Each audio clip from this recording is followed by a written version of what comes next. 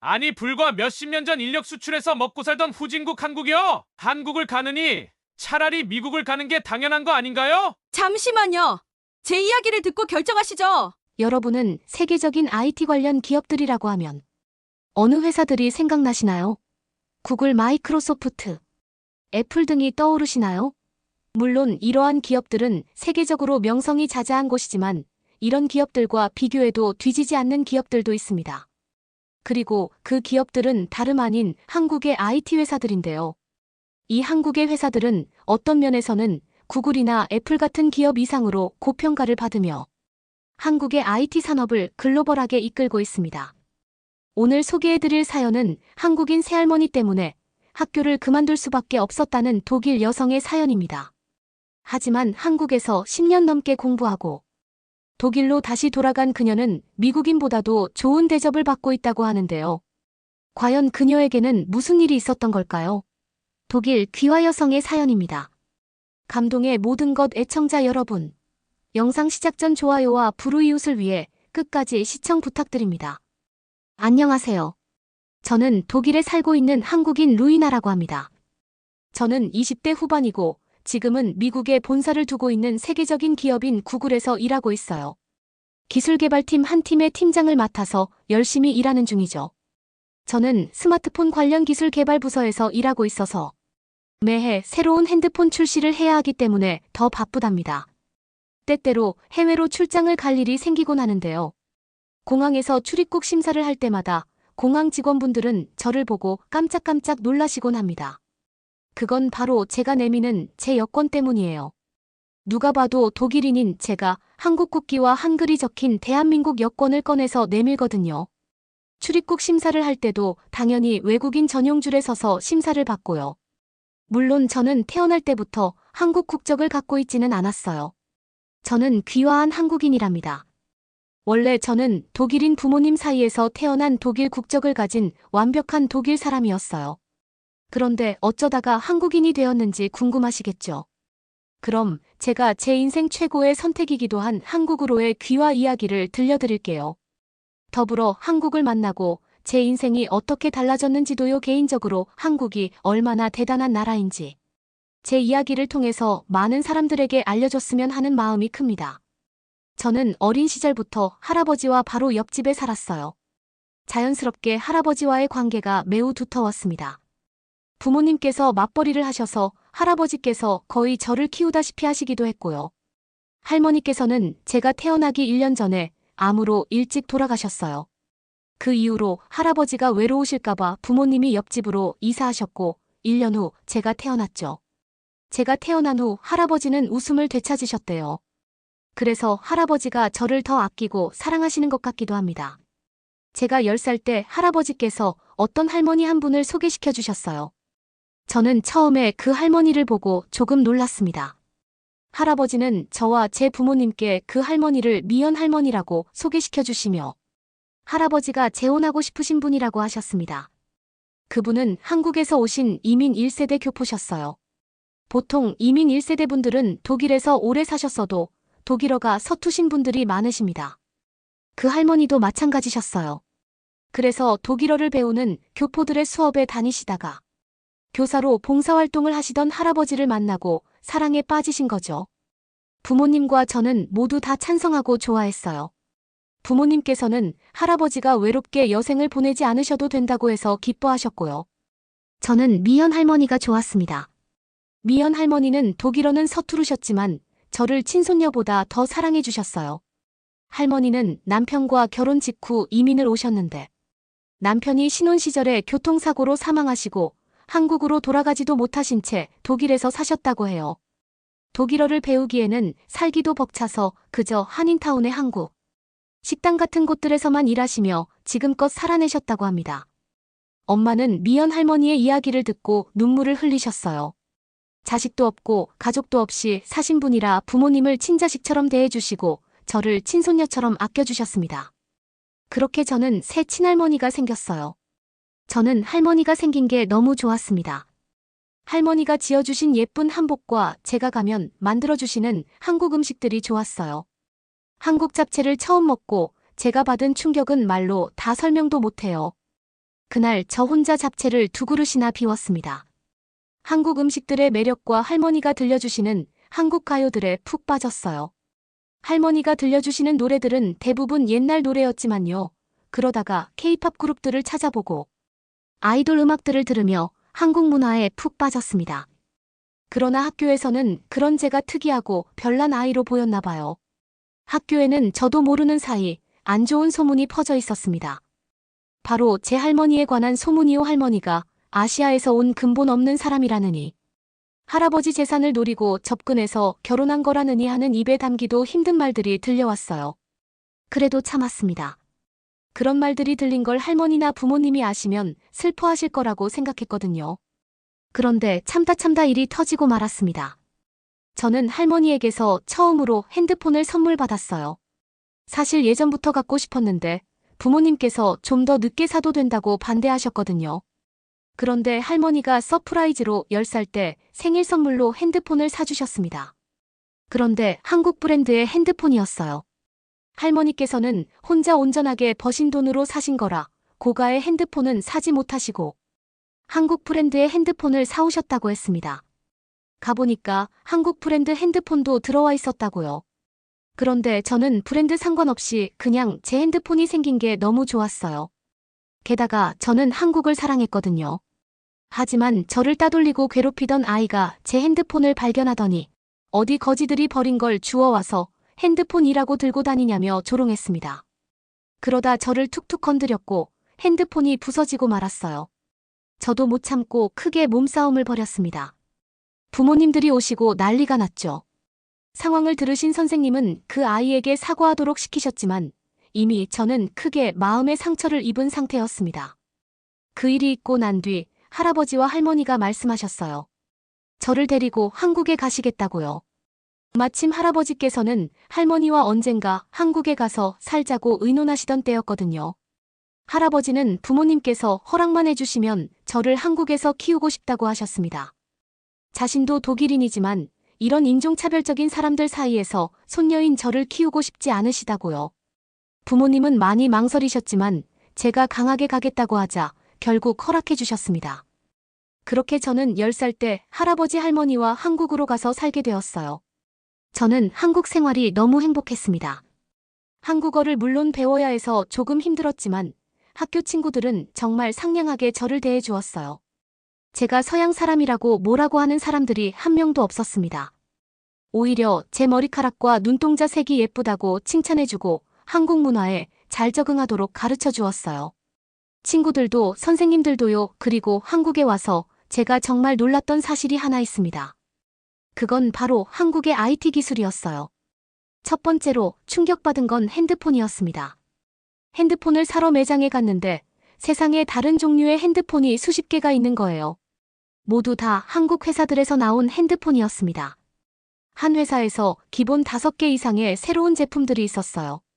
심지어 각각 그 기기를 대표하는 기능과 특성도 가지고 있었습니다. 사용자들이 자기에게 맞는 핸드폰을 고를 수 있도록 구매 가이드라인도 상세하게 설명돼 있었어요. 저는 정말 충격을 받았습니다.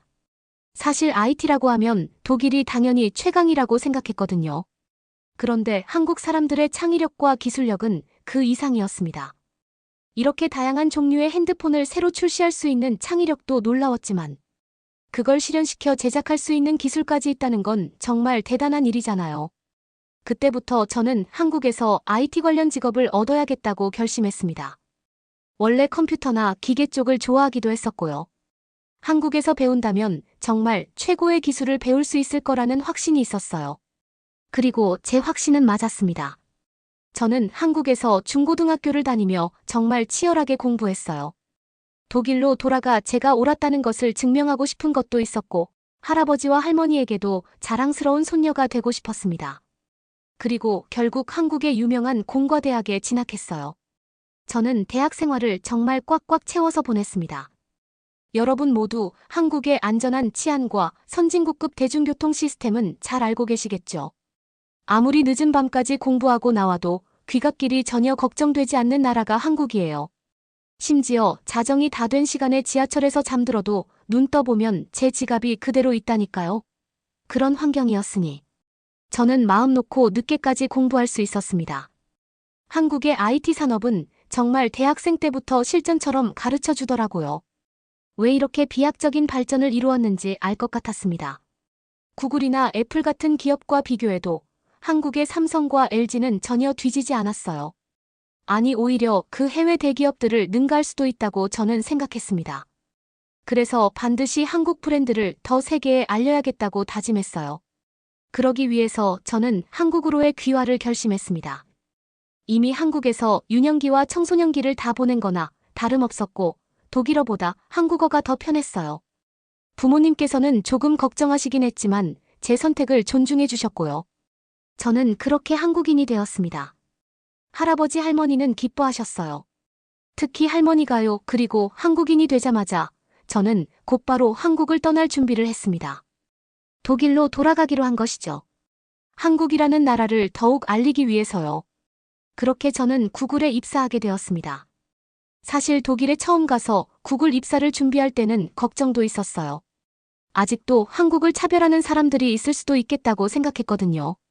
그런데 제가 한국에 사는 동안 독일도 시대가 바뀌었던 모양이더라고요. 놀랍게도 한국 대학교와 대학원 등 한국 학력만 가득한 제 이력서는 곧바로 통과했습니다. 심지어 면접을 보는데도 면접관들이 한국에 대해서 끝없이 질문하더라고요. 알고 봤더니 삼성과 LG 등은 이미 독일에서도 유명한 브랜드가 되어 있었어요. 면접관들은 공대를 한국에서 다닌 제 학력을 보고 아주 흡족해했습니다. 한국의 고려대 공과대학에서 교육을 받았다면 당연히 믿을 수 있는 실력이라고요. 자신의 핸드폰을 보여주면서 자기도 삼성 핸드폰을 쓴다고 하더라고요. 저는 단박에 합격했습니다. 그에 합격한 사람 중 제가 가장 나이가 어렸다고 해요. 저는 구글에서도 단박에 인기 스타가 되었어요. 구글에서 여러 한국 기업들과 협업을 하는데 한국말을 할 수 있는 저는 수시로 불려가서 제 업무가 아닌 다른 업무들도 도와주었습니다. 물론 그 대가로 추가 급여나 보너스는 확실히 받았죠. 그래서 초봉치고는 굉장히 많은 수입을 벌 수 있었어요. 사람들은 자기도 저처럼 한국어를 잘할 수 있었으면 좋겠다고 정말 부러워했습니다. 그러면서 요즘 IT 업계에서 일하려면 한국말이 필수적이라고 하더라고요. 저는 신입사원임에도 불구하고 저희 기획안들이 굉장히 많이 채택되는 편이었습니다.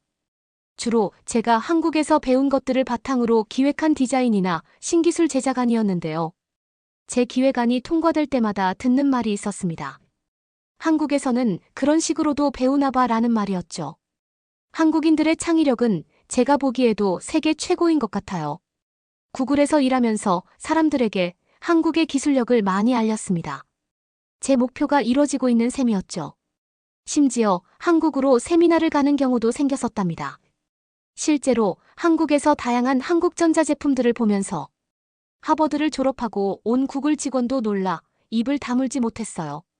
그렇지만 잠깐이라도 전반적인 한국 생활을 경험하면서 한국은 IT뿐만 아니라 모든 것에서 선진국 수준으로 발전되어 있는 국가라는 것을 느꼈다고 합니다. 특히나 어디서든 터지는 초고속 와이파이가 그랬어요. 독일은 도심에서 조금만 벗어나도 휴대폰으로 인터넷을 할 수 없는 경우가 많거든요. 그런데 한국은 초고속 와이파이가 어디서든 되고 심지어 무료잖아요. 직원들은 이 정도로 인터넷 보급망이 넓은 나라는 한국밖에 없을 거라며 정말 부럽다고 했습니다. 독일은 데이터가 잘 안 터지는 지역으로 출장이라도 가게 된다면 초고속 인터넷 사용권을 구입해야 하거든요. 한국 사람들은 꽁돈 날릴 일이 없어서 좋겠다고 했죠. 이렇게 구글이라는 대기업에서 한국의 위력을 알리며 승승장구하던 저에게 우연히 사건 하나가 벌어졌는데요. 바로 신입사원들을 뽑는 면접이었습니다. 다른 분들이 저만큼 한국적인 감각을 가진 사람이 없다고 면접 심사관으로 같이 해달라고 하셨어요.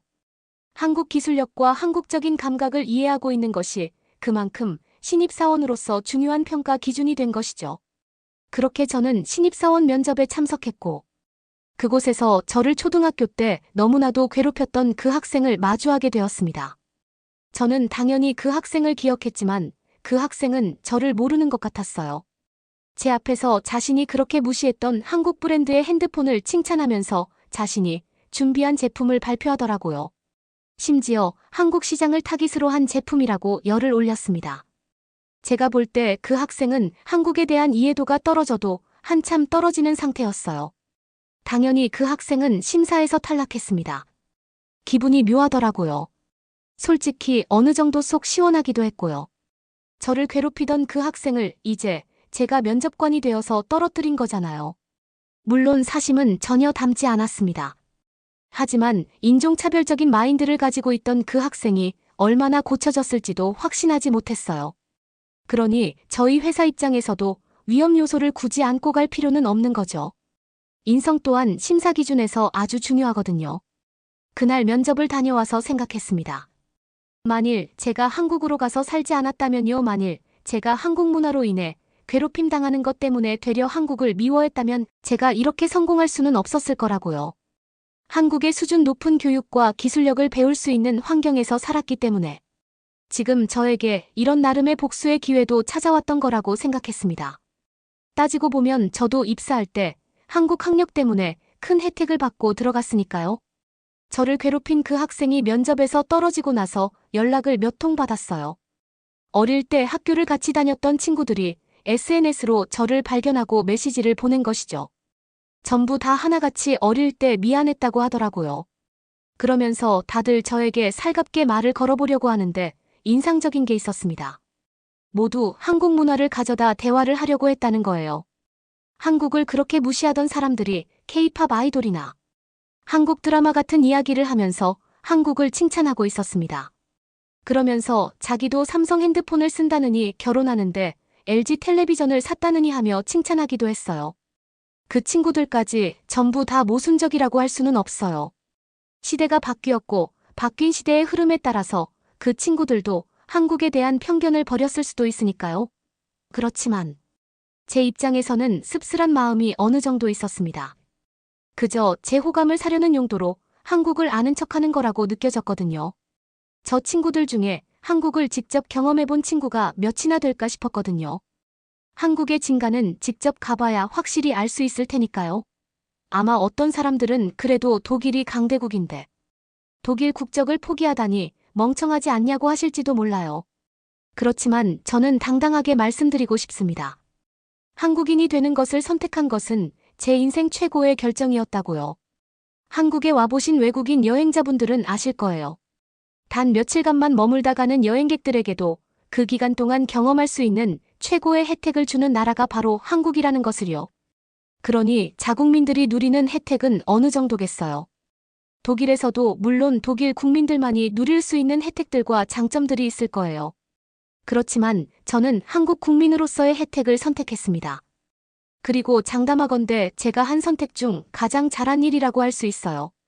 당장 독일에서 늦은 밤에 일하다가 배고플 때 한국의 24시간 배달 서비스부터 그리워지거든요. 저는 제가 한국인이라는 게 자랑스럽습니다.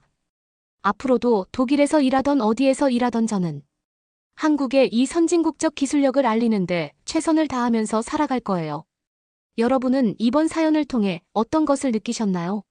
이미 해외에서는 애플의 아이폰보다 더 흔하게 접할 수 있는 게 삼성의 갤럭시 핸드폰이라고 합니다. 한국의 스타트업 기업들의 절반 가까이 되는 52%가 실리콘밸리에서 창업을 할 정도로 한국인의 기술력은 뛰어나다고 하는데요. 앞으로도 한국의 뛰어난 기술이 세계적으로 더 많이 알려졌으면 좋겠네요. 구독과 좋아요 부탁드리며 사연자분께 전해드릴 댓글도 남겨주시면 전달해드리겠습니다. 그러면 더욱 감동적인 다음 사연으로 넘어가겠습니다. 한 여성의 가방 지퍼가 반쯤 열려있는 오사카의 혼잡한 버스 안.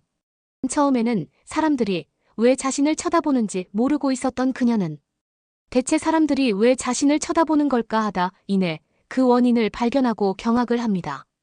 그녀가 가방의 사태를 눈치챈 순간 그녀의 속옷이 담긴 가방이 바닥에 흩뿌려지게 되었는데요. 수치스럽고 놀란 마음에 주섬주섬 담는 그녀 하지만 열심히 물건을 주워 담던 그녀에게 등골이 오싹한 느낌이 들어 천천히 고개를 들었습니다. 그런데 그녀를 쳐다보는 다른 사람들의 서늘하고 차가운 표정에 그녀는 도망칠 수밖에 없었다고 하는데요. 하지만 결국 그녀는 한국에서 가장 고통이 심하다고 알려진 수술까지 감행하게 되었다고 합니다. 세상에서 가장 불행한 삶을 살았다는 그녀의 이야기 오늘 들려드리겠습니다. 그런데 더 정 떨어질 만한 경험은 지금부터 시작됩니다. 제가 겨우 주워서 고개를 들어 올렸는데 저를 바라보고 있던 그 일본인들의 표정 절대로 잊지 못할 것 같습니다. 일본인들은 민폐 끼치는 것을 극도로 싫어한다더니 제가 민폐를 끼쳤기 때문에 원망과 혐오 같은 말할 수 없이 복합적인 감정이 섞인 그 싸늘한 표정들. 경험은 여태껏 살아오면서 한 번도 느낄 수 없던 그 정도의 모멸감이었던 것 같아요. 솔직하게 말하면 저의 어린 시절부터 지금까지 남들과 다르다는 딱 외모적인 그 이유 하나로 저도 정말 다양한 차별이나 놀림 어려움을 겪어야 했어요. 하지만 이런 수치심은 난생 처음이었습니다. 차라리 싫으면 싫다고 제 행동이 피해를 입힌다고 당당하게 말을 하던가. 왜 그런 표정으로 저를 빤히 쳐다보고 있는 건지 더 이상 그 버스에 머물고 싶지 않아 도망치듯 그 버스를 내렸습니다. 그런데 문제는 내리면서 제가 꽁꽁 얼어버린 바닥에 미끄러지면서 머리를 문에 부딪혀 큰 혹이 나게 됐습니다. 삶에서 거울이 빠지면 어떤 결과가 생기게 될까요? 저는 아무렇지도 않을 거예요. 당연히 지금 말고 이 이야기가 시작하게 된 지금으로부터 좀 전 이야기죠. 여러분은 사람이 사는데 가장 중요한 요소인 의식주 중에서 어떤 걸 가장 중요하게 생각하세요? 그리고 사람의 기본적인 욕구 중에서 여러분은 어떤 걸 가장 참기 어려우세요? 저는 첫째도 먹는 것, 둘째도 먹는 것입니다. 그 다음으로는 수면욕이죠. 잠을 못 자면 고개를 들 기운도 없어요. 안녕하세요. 저는 런던에 거주하고 있는 피미르라고 합니다. 태어나서부터 성인이 될 때까지 저에게는 꼭 이루고 싶은 간절한 소원이 있었는데요. 그건 바로 원 없이 웃고 원 없이 먹기. 설명을 듣지 않고 서는 그게 뭐 별일이라고 소원이라고 하느냐라 생각하시는 분이 있다면 오늘 제가 들려드릴 이야기를 더 귀 기울여 들어주세요. 저는 태어날 때부터 좀 보통의 아기와는 달랐어요. 뭔가 좀 이상하다는 걸 느꼈죠. 아이라면 당연히 좋아할 무언가를 먹고 물고 빨고 하는 걸 좀처럼 하지 않았다고 했거든요. 결정적으로 아이라고 하기엔 말도 많이 안 하고 분명히 기분이 좋은 상황에서도 웃다가 곧 울어버렸다고 하죠. 그러다 어느 날부터는 울지도 않고 아예 소리 자체를 내지 않았다고 합니다. 자연스럽게 말을 한두 마디씩 할 수 있게 되면서 제가 엄마에게 충격적인 말을 했다고 했습니다. 3살이라는 어린 나이에 엄마에게 했던 놀라운 말은 바로 웃고 싶은데, 웃으면 안 돼, 먹고 싶은데 먹으면 안 돼라는 도통 이해할 수 없는 말을 했다고 했어요. 그때는 말이 좀 서툴러서 엄마도 도통 그 말이 무슨 뜻인지 답답해할 수밖에 없었다고 했어요. 좀 더 자라면서 할 수 있는 말이나 가능한 표현이 다양해지면서 드디어 엄마에게 알아들을 수 있게 설명했다고 했습니다. 그건 바로 턱이 아프다는 것, 그래서 많이 말할 수도 웃을 수도 먹을 수도 없겠다는 말이었다고 했어요. 저도 그때는 기억나요? 어린 나이였음에도 아직도 엄마에게 말했던 그날이 기억나요? 태어나면서 쭉 정말 답답했거든요. 하지만 저도 모든 게 처음이었으니 그게 원래 불편한 건지. 다른 친구들은 저처럼 안 아픈지 그런 기준이 없었기 때문에 어떻게 말을 해야 할지 몰랐던 것 같아요. 생각해보면 그때처럼 다시 아픈 걸 참으라면 절대 참을 수 없을 것 같아요. 엄마는 정말 많이 놀랐고 저를 병원에 데려가셨습니다. 작은 병원으로 먼저 가보니 큰 병원으로 가봐야 할 것 같다고 했어요. 불안해하던 엄마의 얼굴이 아직도 생생해요. 저는 엄마가 홀로 키웠어서 엄마와 저는 서로가 서로의 세상이자 전부였거든요. 그런 저에게 혹여 무슨 일이라도 생길까. 병원을 가는 길 내내 중얼거리며 기도를 했던 엄마 목소리가 떠오르네요. 큰 병원으로 가서 저는 수없이 많은 검사들을 해야 했어요. 뭐가 그렇게 많은지 아직도 기억이 나는 걸 보면 그날 정말 힘들긴 했던 것 같아요. 비싸다는 본 스캔, 머리 CT, MRI 등 가격이 사악하기로 유명했던 검사들은 모조리 다 했나 봐요. 엄마는 그때 돈이 중요한 게 아니라 제발 아무 일만 없었으면 좋겠다고 그러셨어요. 결과가 나오기 전까지 계속 비셨어요. 우리 집은 엄마가 가장이었기 때문에 당연히 넉넉하지 않았을 텐데. 지금 생각해보면 엄마의 사랑이 진짜 대단했던 것 같아요. 병원에서는 재검사를 심각하게 논의하기 시작했습니다. 검사 결과를 보고 여러 전공과 의사, 선생님들이 집결해 동그랗게 모니터를 둘러싸고 무언가 심각하게 이야기를 나누기 시작했죠. 엄마는 초조하게 결과를 기다렸다고 했어요. 그렇게 얼마나 지났을까요? 그동안 제가 그렇게 아팠던 원인이 나오게 되었습니다. 태아가 자라는 태아 발달 중에 이상으로 인해 제 뼈 구조에 문제가 생길 수 있는데 제가 그런 경우였죠. 엄마 뱃속에 있을 때 턱뼈 주변 조직의 발달에 문제가 생기면서 변형되어 태어나게 됐다고 했어요.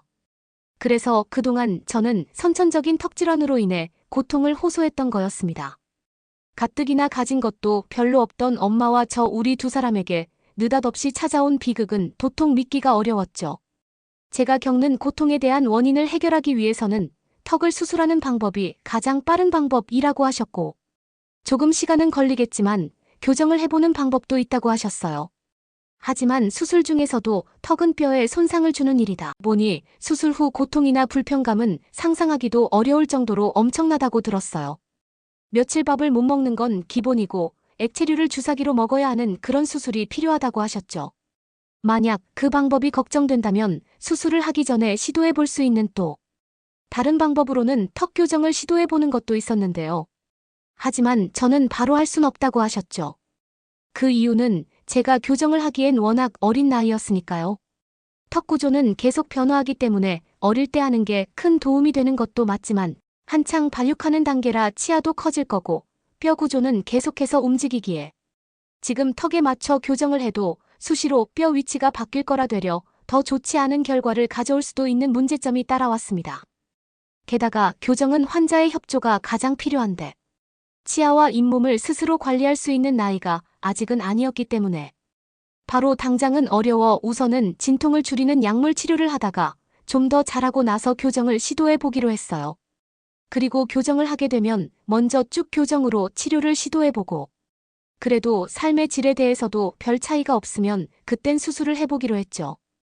턱 수술은 정말 가장 마지막으로 미뤄둔 최후 체계였어요. 사실 저는 교정하는 날이 다가오질 않길 천천히 와주길 바랬어요. 뭐 교정을 하고 나서 애들의 놀림감이 될까봐 그리고 아프진 않을까 걱정되는 것도 있었지만 제가 그날이 오지 않기를 피했던 이유는 런던에서 의료비는 워낙 비싼 데다가 치과 치료는 그 중에서도 상상을 초월해서였어요. 제가 불편한 걸 조금만 더 참으면 우리 엄마가 부담스럽지 않아도 되니까. 그래서 애써 참아보려고 했어요. 돌이켜보니 그때가 가장 후회스러워요. 하루라도 빨리 빚을 져서라도 뭐라고 했어야 했어요. 제 구강 구조로 인해 다른 문제가 파생되었어요. 아픔을 참다 보니 턱은 점점 사용하기 어려워졌고 씹기가 힘든 문제는 생각보다 훨씬 더 많은 건강 문제를 초래했죠. 부정교합 때문에 턱 주변의 통증이나 관절의 소음, 그리고 턱의 제한된 움직임은 당연했고 귀 통증이나 두통도 동반됐습니다. 물림 불균형이 있다 보니 식이 장애가 생기기 시작했어요. 식이장애는 더 큰 문제를 가지고 왔죠.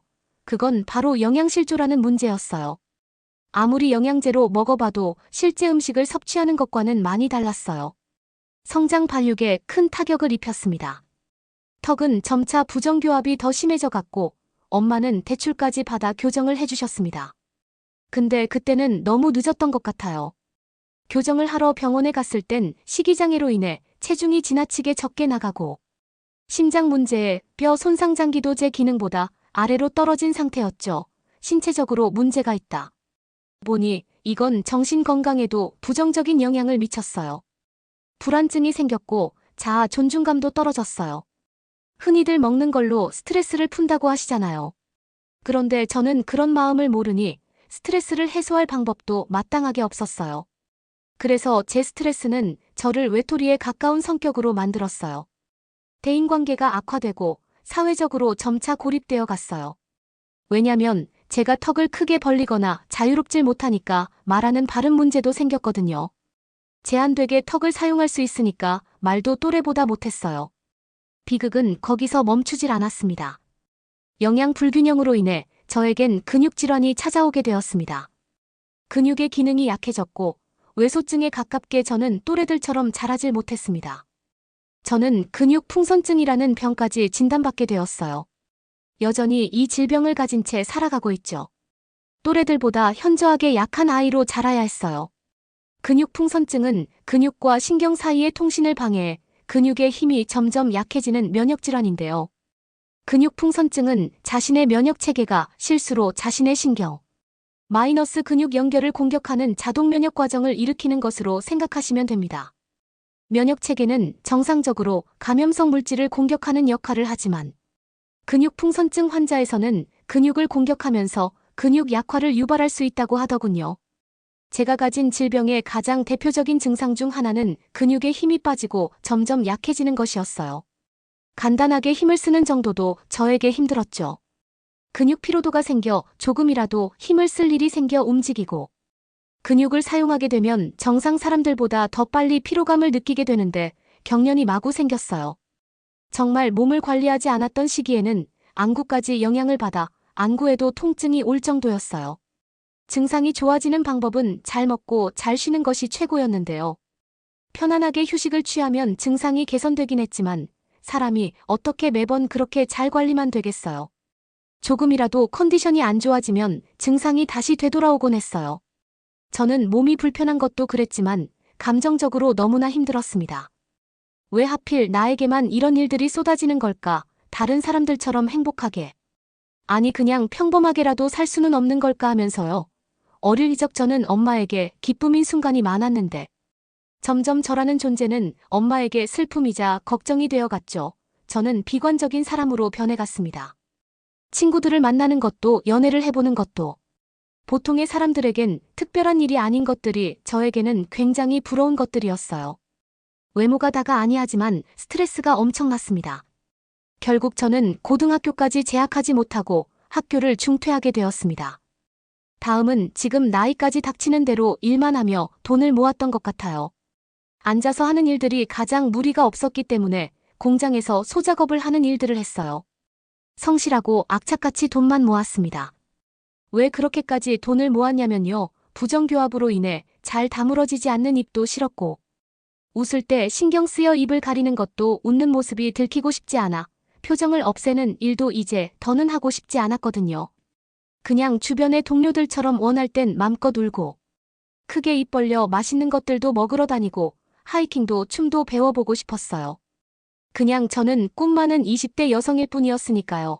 제가 가진 질병들은 결국 시기, 장애에서 유발된 것이었기 때문에 그 병에 대한 가장 근본적 원인인 턱을 수술하는 게 가장 탁월한 방법이라는 결론에 도달했습니다. 하지만 아시아권 나라에서 수술을 하고 싶었어요. 제가 가입해 수년째 활동하고 있는 커뮤니티가 있는데요. 그 커뮤니티는 저처럼 턱이나 광대 같은 얼굴뼈 때문에 수술을 고민하는 사람들이 정보를 주고받는 곳이었어요. 거기서 많은 회원들이 추천해준 두 나라가 한국과 일본이었거든요. 우리나라에서 수술을 한 사람들은 우리나라는 미용 목적으로 하는 것이 아니기 때문에 미용적인 측면이 떨어질 수밖에 없다는 후기를 많이 봤었어요. 이 수술은 저의 남은 일생이 달린 아주 중요한 일이었기 때문에 신중하게 정해야 했습니다. 이번에도 판단 실수를 해 그저 빨리 해결만 하고 싶다는 마음으로 수술을 서두르기만 했다가 제가 원하지 않는 결과가 나온다면 그때는 정말 회복 불가라는 걸 알고 있었으니까요. 저는 양치하면서도 제 얼굴을 쳐다보지 않았어요. 화장은 원래도 하지 않았고 심지어 드라이기를 하는 순간에도 저에게 거울은 필요 없었죠. 사람들이 외모에 관해 다른 시선으로 보는 것도 싫어 사람들이 많은 번화가도 피했고 미용실이나 피부과 같은 곳은 가보지도 않았어요. 마스크를 빼야 하는 공간엔 가지 않으려고 밥도 점심은 굶고 집에 와서 저녁을 해결하곤 했으니 얼마나 제 마음의 상태가 심각했는지 어느 정도는 감이 오시나요? 거울을 마주보고 있으면 꼭 제 인생같이 삐뚤어진 게 처참하고 비참한 마음이 들었거든요. 어릴 때는 그래도 거울을 보는 시간들이 있긴 했던 것 같은데 얼굴 크기나 골격이 커가면서 거울 자체를 어떤 순간에도 쳐다보지 않았던 것 같아요.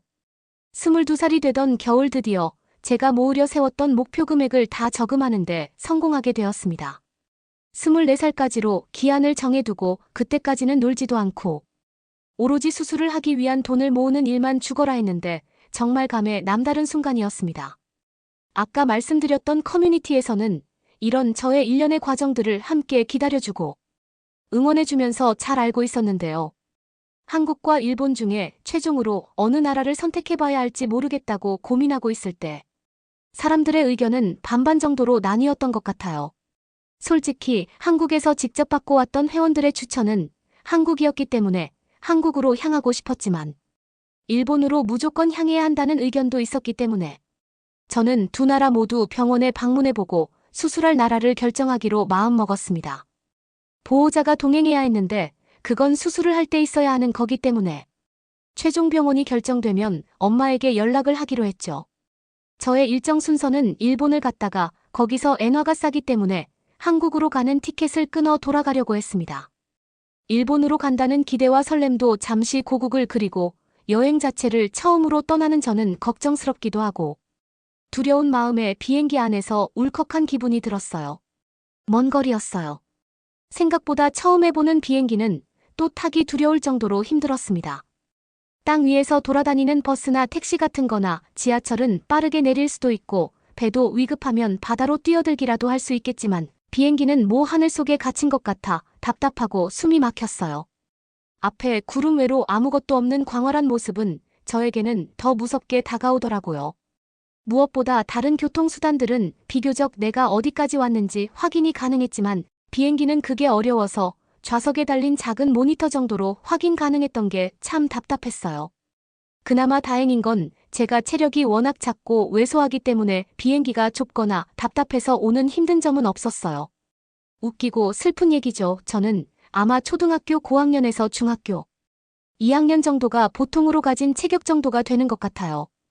그런데 그들과 다른 건 그들보다 근육도 약해 잘 걷지도 팔에 힘이 많지도 않다는 거 그거였어요. 일본에 내려 추위를 경험하게 되었어요. 공항 심사대에서 나가고 화장실을 이용하면서도 일본인들의 질서정연한 문화는 인상적이었어요. 도미노를 연상하게 할 정도의 문화였어요. 우리나라에서 이런 문화를 배우면 얼마나 좋을까 싶을 그 정도의 문화였죠. 일본 사람들의 질서 의식이나 배려 의식이 많다는 걸 들어서 좀 기대가 되더군요. 하지만 힘이 없어서 그런지 짐을 들고 다니는 게 보통 힘든 게 아니었어요. 저는 바퀴가 달린 캐리어가 없어서 그냥 집안을 돌아다니며 보이는 큰 가방에 제 소지품들을 쑤셔 넣어두었죠. 짐을 들 힘도 없는데 짐도 많아 문제가 됐어요. 처음 오는 여행이다 보니 뭘 챙기면 좋을지 몰라 그냥 닥치는 대로 쑤셔 넣었거든요. 물론 택시를 타면 좀 도움이 되지만 저는 택시까지는 탈 수 없잖아요. 돈을 아껴야 하니까요. 꾸역꾸역 앉아서 쉬다 걷다 하며 버스 정류장에 도착했습니다. 공항 외부로 나와 밖을 살펴보는데 춥긴 했지만 견딜만 했어요. 일본 사람들은 여기서도 역시나 줄을 도미노처럼 서 있더군요. 저도 그들 뒤로 가서 섰죠. 그런데 제가 타려는 버스가 워낙 많은 사람이 사용하는 노선이라 그런지 다른 사람들과 수시로 부딪히는 실수도 있었는데 그때마다 무슨 종이 인형이 꺾이듯 휘청거리고 있었죠. 그러다 한 번은 한 남자와 부딪혔고 저는 그 자리에서 넘어지고 말았습니다. 당황해서 주변을 둘러보는데 저와 함께 줄을 서 있는 다른 사람들은 저를 전혀 신경도 안 쓴 채 앞만 보고 자신의 할 일만 하고 있었어요. 이 나라의 전통 문화겠지 생각해야 했어요. 저는 버스에 올라 제가 상담하기로 한 병원부터 향하기로 했습니다. 그 병원은 도쿄에서도 가장 유명하고 잘 나간다고 알려진 후기가 많은 곳이었으니 기대감에 휩싸였습니다. 버스에 탑승했어요. 시간대가 마침 사람들이 몰릴 시간대였는지 꽤 사람이 많았어요. 앉을 수는 없고 중간쯤 위치에 손잡이를 잡고 서 있기로 했죠. 짐도 신경 쓰면서 서 있기가 쉽지 않았지만 그래도 버스 정도는 출퇴근하면서 많이 이용했던 수단이라 괜찮았죠. 움직이는 덜컹거림을 참으며 버스에서 잘 버텨가고 있던 중이었어요. 너무 놀란 게 제 짐 가방 중 하나의 지퍼가 반이나 열려 있었죠. 출발하기 전부터 영 불안하더니 결국 고장 나버린 건가 아찔했습니다. 열린 지퍼의 사이로는 제 속옷이 보이려고 하는 중이었어요. 깜짝 놀라 저는 그것부터 고치려고 움직이는데 버스가 덜컹거리는 구간과 맞물려 휘청거리게 되었고 지퍼를 닫으려다가 오히려 지퍼가 확 열리면서 가방 속에 있던 것들이 쏟아지는 대참사가 벌어졌습니다. 너무 놀라 저는 바닥을 기어다니며 숨겨야 하는 제 개인적인 물품부터 가방 속에 주섬주섬 집어넣기 시작했어요. 한참을 죽고 있는데 솔직히 아무도 신경도 안 쓰고 도와주질 않는 모습을 보는데 서운하고 좀 서러운 마음이 들더라고요. 외국인이어서 그런 건지 아님 제가 왜소하고 볼품없어 보여서 그런 거지 물건을 주우면서 수만 가지 비판적인 생각들을 했네요. 눈물이 차오르는 게 느껴졌지만 꾸역꾸역 짐을 가방 속에 담았습니다. 그 시간이 얼마나 길게 느껴졌는지 모르겠어요. 그런데 더 정 떨어질 만한 경험은 지금부터 시작됩니다. 제가 겨우 주워서 고개를 들어 올렸는데 저를 바라보고 있던 그 일본인들의 표정 절대로 잊지 못할 것 같습니다. 일본인들은 민폐 끼치는 것을 극도로 싫어한다더니 제가 민폐를 끼쳤기 때문에 원망과 혐오 같은 말할 수 없이 복합적인 감정이 섞인 그 싸늘한 표정들. 그 경험은 여태껏 살아오면서 한 번도 느낄 수 없던 그 정도의 모멸감이었던 것 같아요. 솔직하게 말하면 저의 어린 시절부터 지금까지 남들과 다르다는 딱 외모적인 그 이유 하나로 저도 정말 다양한 차별이나 놀림 어려움을 겪어야 했어요. 하지만 이런 수치심은 난생 처음이었습니다. 차라리 싫으면 싫다고 제 행동이 피해를 입힌다고 당당하게 말을 하던가. 왜 그런 표정으로 저를 빤히 쳐다보고 있는 건지 더 이상 그 버스에 머물고 싶지 않아 도망치듯 그 버스를 내렸습니다. 그런데 문제는 내리면서 제가 꽁꽁 얼어버린 바닥에 미끄러지면서 머리를 문에 부딪혀 큰 혹이 나게 됐습니다. 아니 무슨 선진국이라는 나라가 큰 길에 있는 버스 정류장. 바닥도 이렇게 관리 안 해주나 괜히 별게 다 짜증나더라고요. 조심하지 않은 제 잘못이라는 걸 알지만 그냥 계속해서 사람들 사이에 우스운 꼴을 보이고 무시당하는 듯한 제 인생에 화가 나서 짜증이 확 난 것 같아요. 얼굴에 하관이야 뭐 마스크로 가릴 수 있었는데 가리기도 애매한 부분에 혹까지 생기니 제 얼굴이 정말 봐주기 어려울 정도더라고요. 우여곡절 끝에 그날 가기로 점 찍어두었던 병원에 도착해서 설명을 받는데 외국인에 대한 통역 서비스나 대련은 전혀 없었고 번역 앱을 사용해서 보여주면 의사 선생님이 잘 못 알아듣겠다는 듯 고개만 저었습니다. 답답해 죽는 줄 알았어요. 정말 도저히 소통이 되질 않았죠. 의사라면 지식인 아닌가요? 어떻게 그렇게 못하는지, 게다가 말은 왜 그렇게 느리고 생각하면서 뜸을 들이는지. 번역기가 도저히 그 사람의 말을 번역하질 못했습니다. 설명도 제대로 못 들은 채 저의 진료는 끝나게 되었는데요. 병원비를 내는 것도 짜증나더군요. 진료를 뭘 받다고 그렇게 내야 하는지 일부러 먼 곳에서 이러려고 온 것이 아닌데 말이죠. 저는 병원 건물을 나오면서 결심했죠. 아, 여기는 도저히 안 돼, 절대로. 그 다음 한국으로 온 저는 이번에는 큰 망신을 당하지 않으려고 그냥 택시를 타고 편안하게 이동해야겠다. 결심을 하고 공항 밖으로 향하게 되었습니다. 일본 공항에 있다가 한국 공항에 있으니 무슨 잡지 리모델링 공사 비포 애프터를 제가 직접 경험하는 기분이 들었습니다. 선진국이 일본이라고 들었는데 한국이 훨씬 더 선진국이라는 걸 경험하게 됐죠. 만약 한국에 아직 안 가보신 분들이 있다면 여행 코스에 한국 공항도 꼭 집어넣으세요. 환상적이거든요. 바로 강남에 있는 병원으로 향해야 했어요. 공항 중앙에 위치한 안내데스크에 문의하니 정말 친절하게도 제가 가면 편리한 다양한 방법을 알려주었는데 솔직히 너무 많아서 기억하기도 쉽지 않았습니다. 버스를 타면 갈 수 있는 방법이 차고 넘쳤어요. 그래도 저는 일본에서처럼 행여나 안 좋은 일을 경험할까 걱정됐어요. 정류장에 가서 사람들이 얼마나 있는지 좀 살핀 다음에 별로 없이 여유로우면 버스를 이용하고 그게 아니면 택시를 이용해야겠다 싶었습니다. 정류장 앞에 갔는데 이게 웬일인지 한국 사람들은 버스를 이용하지 않나 그런 생각이 들었어요. 버스 정류장에 줄을 선 사람들이 단 한 명도 없었죠. 한국 공항에 이용객이 많다더니 다 거짓말인가 싶었어요. 볼이 꽁꽁 얼어붙어 살짝 건드리기만 해도 아리는 기분이 들 정도로 추운 날씨였어요. 함께 기다리는 사람도 없으니 왠지 더 춥게 느껴졌어요.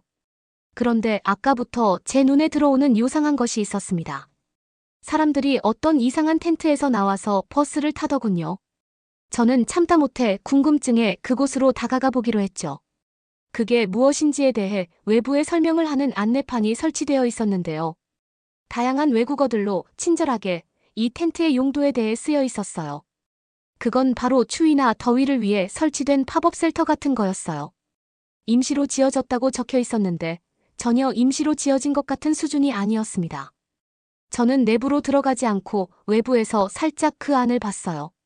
날이 추워서 그런지 이용하는 사람들로 가득 찼었죠. 귀가 떨어질 듯 추운 건 저도 알겠는데 춥다고 해서 버스마저 포기하고 저 안에 들어가고 싶지는 않았어요. 저는 추위 때문에 타야 할 버스를 타는 타이밍까지 놓쳐가며 저럴 일인가 싶었어요. 제가 올 버스는 12분 정도 후면 도착한다고 안내판에 쓰여 있었는데 한국은 그 버스에 사람이 많은지 지도까지 표시가 되는 그 한국 버스의 안내 모니터 보고선 정말 깜짝 놀랐어요. 이건 정말 많은 사람들에게 필요한 시스템이라는 생각이 들었죠. 10분이 생각보다 길더라고요.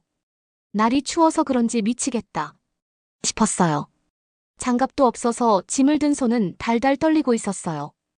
그런데 아까 셀터에 있던 한 남성분이 번역기로 저에게 어느 나라 사람이에요라고 물었고 저는 그 사람에게 번역기 앱을 사용하느라 타이핑을 치는데 스마트폰을 사용하기도 심각할 정도의 추위였어요. 손가락을 움직이기 힘들더라고요. 저를 보더니 그는 저 셀터에 들어가서 기다리세요라고 말했습니다. 저는 8분만 있으면 올 텐데 생각하며 아니라고 거절하려다가 셀터 안에 따뜻해 보이는 사람들을 보자 이끌리듯 저도 모르게 그곳으로 몸이 향하게 되었습니다. 그래, 이번 버스 놓치면 뭐 다음 것 하면 되지라는 마음으로 쉘터 문을 열고 내부로 들어갔습니다. 내부로 들어가니 2명은 금발의 외국인이었고 그 외로는 모두 한국 사람들로 보였어요. 버스를 기다리던 그 잠깐 사이에 짐을 들고 있던 손이 꽁꽁 얼어버렸더라고요. 가방을 내려놓으려는데 밖과 너무 다른 온도 때문이었는지 순간 어지러워 휘청했습니다.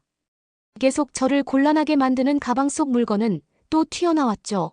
거기엔 책이나 양치, 도구 같은 생활용품이라 그나마 다행이었어요. 그러고 순식간에 쏟아진 것들이 제자리를 찾기 시작했어요. 셀터 안에 있던 사람들이 너나 할 것 없이 저를 도와주었거든요. 제가 갑자기 난처한 상황에 빠지자마자 한치의 망설임도 없이 반사신경처럼 저에게 도움의 손길을 내밀어준 겁니다. 내내 우울한 일들이 생겨 많이 지치기도 했던 때였는데 작은 행동이지만 그들이 호의로 보여준 그 모습은 저에게 굉장한 기운을 불어넣어줬습니다. 그 순간은 아마 제 인생에 남을 명장면일 것 같아요. 저를 도와준 것뿐만 아니라 볼이 빨갛게 된 저를 보고선 거기 있는 사람들이 저에게 자리를 양보해주며 앉으라고 했어요.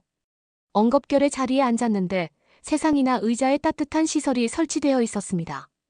내부를 보자 왜 사람들이 이 안에서 버스를 기다렸는지 단박에 알게 됐어요. 내부에는 밖을 내다볼 수 있는 카메라로 촬영된 영상이 나와 어디쯤 왔나 볼 수 있었고 몇 분 후 자신의 버스가 도착하는지 안내 모니터가 놓여 있었던 겁니다. 사람들은 따뜻하게 기다리다가 자신의 버스가 오면 나가기만 되면 했죠. 정말 좋은 복지가 아닐까 했어요. 실제로 겨울철에는 저처럼 면역력이 없는 사람들이나 영유아, 노인들의 경우 신장질환이 발생하는 일이 부지기수거든요. 사람들 덕에 편하게 몸을 녹이고 드디어 제가 기다리는 버스가 와서 탈 수 있었어요. 버스는 제가 타봤던 그 어떤 버스보다 시설이 쾌적했어요.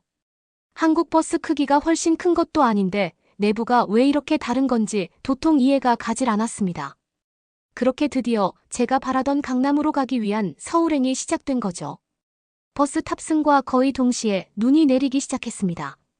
당황스러웠죠. 일기예보를 체크할 때만 해도 눈이 온다는 이야기는 없었거든요. 한국 사람들도 눈이 와서 당황한 눈치였죠. 저는 준비성이 좀 철저한 편이라 몇 번이고 한국의 날씨까지 체크해 두었는데 정말 예기치 못하게 내리는 눈인 것 같았어요. 저는 그럼 서울까지 시간이 훨씬 더 지체될 것 같아 고속도로 구간만 무사히 지나가고 지하철로 옮겨 타면 비교적 시간을 줄일 수 있겠다 싶었어요. 그러다 꾸벅꾸벅 졸게 되었습니다. 차라리 자는 게 나을 것 같았어요. 갑자기 이렇게 눈이 내리면 도로가 어떻게 되는지 저도 다 알았거든요. 하지만 눈을 살짝 뜨고 안내방송이 나오는 걸 듣고선 좀 놀랐어요. 제가 예상했던 시간보다 지연은커녕 오히려 3분이나 빨리 도착했더라고요. 목적지에 도착해 버스에서 내리면서도 이상하다는 생각이 들었죠. 밖에 나갔는데 분명히 눈이 내려뜨는데 도로에 눈은 쌓여있지 않았어요. 다른 골목이나 차 위에 쌓인 걸 보면 눈이 내린 게 확실했죠. 너무 미스터리해서 한국의 도로에 대해 알아봤어요. 한국은 겨울에 도로 열선이라는 걸 깐다는 걸 알게 되었죠. 신선한 충격이었습니다. 저게 좋다는 건 뉴스를 통해 본 기억이 나요. 하지만 비용이 만만치 않고 유지관리비도 턱없이 높아요. 그래서 좋은 건 알지만 섣불리 시도해 볼 수 없는 그림의 떡 같은 그런 기술인데요. 한국에서 있는 동안 이런 열선 도로를 수시로 목격했습니다. 뭐 열선 도로가 답이라는 건 누구나 알지만 누구나 할 수 있는 건 아니잖아요.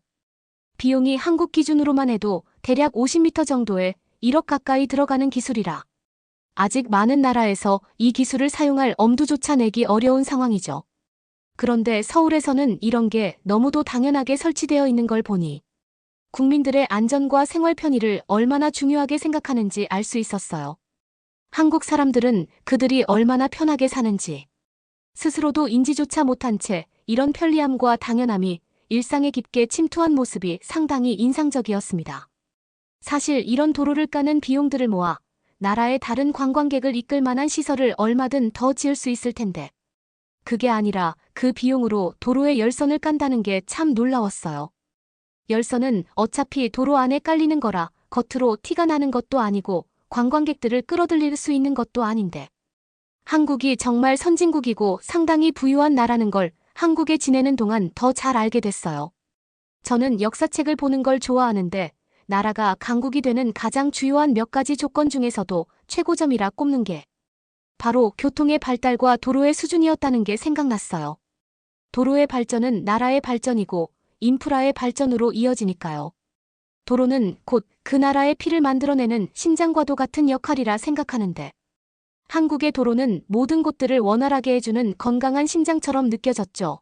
한국의 첫날이 매끄럽게 흘러간 것처럼 왠지 앞으로 제 위기나 예기치 못한 폭설 같은 상황이 와도 왠지 잘 헤쳐나갈 수 있을 것만 같은 예감이 들었어요. 제 생각은 적중했죠. 제가 찾아갔던 병원은 외국인 전용 응대 서비스가 따로 있는 덕에 상세히 수술 일정을 잡고 친절한 설명을 받을 수 있었어요. 외국인이라 금액을 더 덤탱이라도 쓰면 어떻게 하나 싶었는데 오히려 예산으로 잡았던 것보다 더 저렴한 비용으로 수술을 마칠 수 있었죠.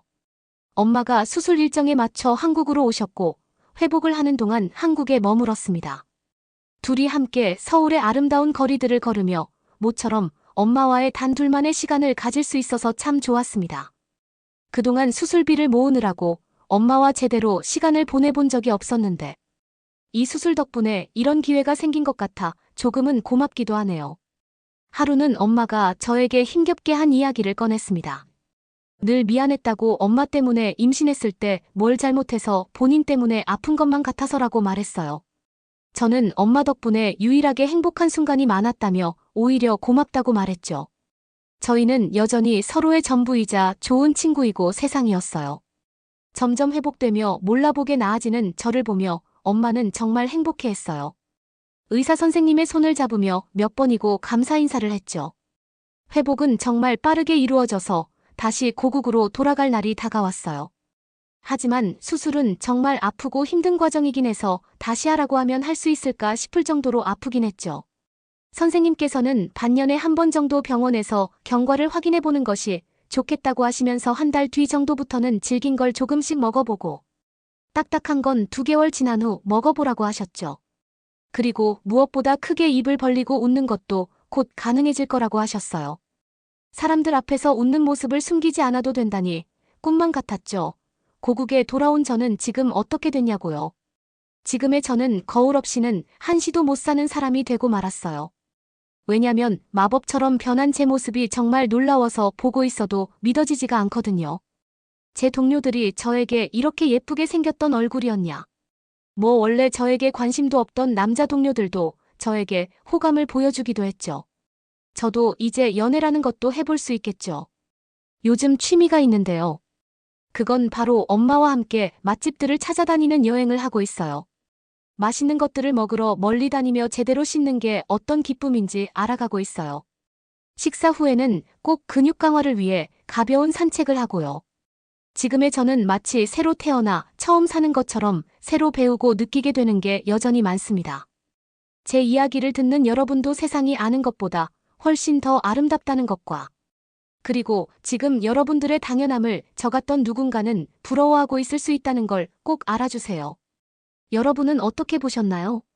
응원과 격려의 한마디씩을 댓글로 남겨주시기 바랍니다. 사연자분들에게 전달해드리겠습니다. 실제 사연 제보를 받고 있습니다. 채택되신 분께는 작은 선물도 보내드리고 있습니다. 저희의 사연이 여러분의 하루에 작은 힘이 될 수 있었으면 좋겠습니다. 감동적인 사연을 주변 분들과 이야기 나눠보세요. 더욱더 좋은 영상으로 다시 찾아뵙겠습니다.